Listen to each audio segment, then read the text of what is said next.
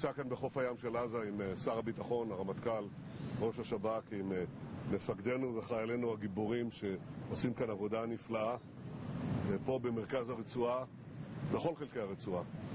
הם השיגו תוצאות מצוינות ביעד החשוב שלנו.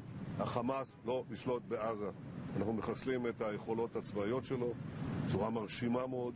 אנחנו עוברים ליכולות השלטוניות שלו, ועוד היד נטויה. החמאס לא יהיה בעזה. אנחנו גם עושים מאמץ מהמקום הזה בכל מקום לאתר את חטופינו ולהשיב אותם. אנחנו לא מרפים מזה, ואנחנו נמשיך לעשות את זה עד שנשיג את כולם, החיים והחללים גם יחד. ואני רוצה לומר לאלה שמחזיקים את החטופים שלנו, מי שיעז לפגוע בחטופינו, דמו בראשו. אנחנו נרדוף אתכם, אנחנו נשיג אתכם. ואני אומר גם לאלה שרוצים לצאת מהמבוך הזה, מי שיביא לנו חטוף, ימצא דרך בטוחה, הוא ומשפחתו, לצאת החוצה, ואנחנו ניתן גם תמורה של $5 מיליון לכל חטוף. תבחרו, הבחירה בידכם, אבל התוצאה תהיה אותה תוצאה. אנחנו נחזיר את כולם. ושוב אני אומר, החיילים שלנו, המפקדים שלנו, עושים כאן עבודה נפלאה.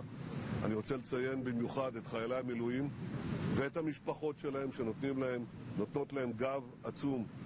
הם פה שירות אחר שירות, סיבוב אחר סיבוב, והם משיגים תוצאות נפלאות לעם ישראל. אני מצדיע לכם, עם ישראל מצדיע לכם.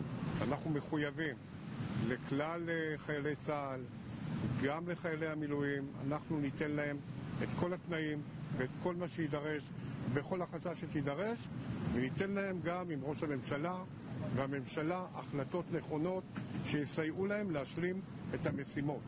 אנחנו רואים כאן גבורה, אנחנו רואים כאן נכונות, ואנחנו רואים כאן הישגים ויכולת מקצועית. אני לא חושב שיש צבא בעולם שיכול לבוא ולהצביע על הישגים מהסוג הזה.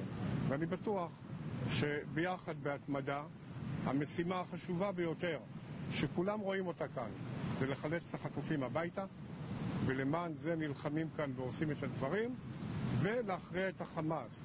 אנחנו צריכים לוודא שהחמאס לא ישלוט כאן ביום שאחרי. לכן קרו כל הדברים, ולכן הם יקרו, ואנחנו נשלים את המשימה הזאת.